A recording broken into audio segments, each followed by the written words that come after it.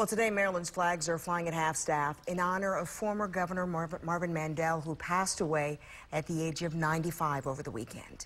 ABC 2 News' Jeff Hager joins us now with more on the man, the controversy, and the legacy he left behind. Jeff. Amy Kelly became Maryland's governor back in 1969. That's when Spiro Agnew left to become vice president under Richard Nixon. And Marvin Mandel would leave amidst a bribery scandal 8 years later, weathering a conviction which would later be overturned. But his legacy reaches well beyond the politics.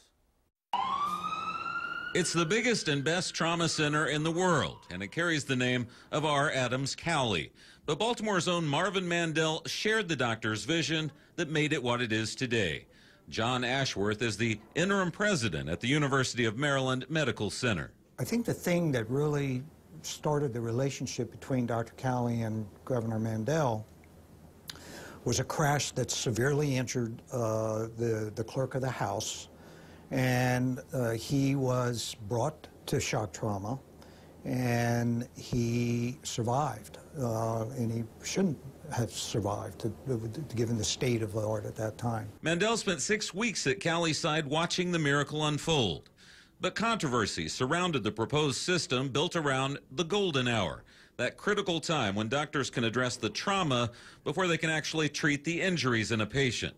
Mandel cut through the politics, issuing an executive order to give the center standing, and later pushed through funding to get it off the ground. This was right at the time when there were transitions going on with the governor, but it was during that period from 73 to 78 that Governor Mandel was incredibly supportive of everything that we wanted to do to develop this EMS system in the state. And of course, the bottom line of all that is we have the best EMS system possibly in the world. Mandel also freed up funding for the Maryland State Police, which had only a single helicopter at the time.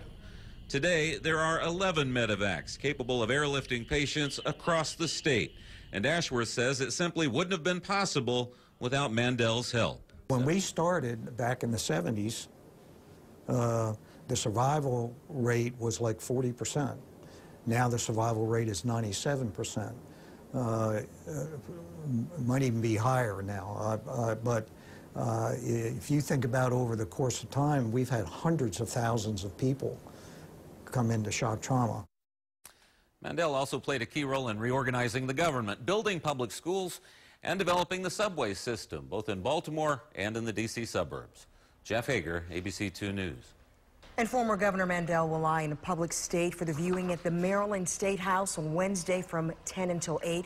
Governor Larry Hogan, along with other dignitaries and elected officials, will receive Governor Mandel's family at the State House at approximately 10. The viewing is open to the public. You can learn much more about the life of Governor Mandel on our website at abc2news.com. You can find the story right there on the homepage.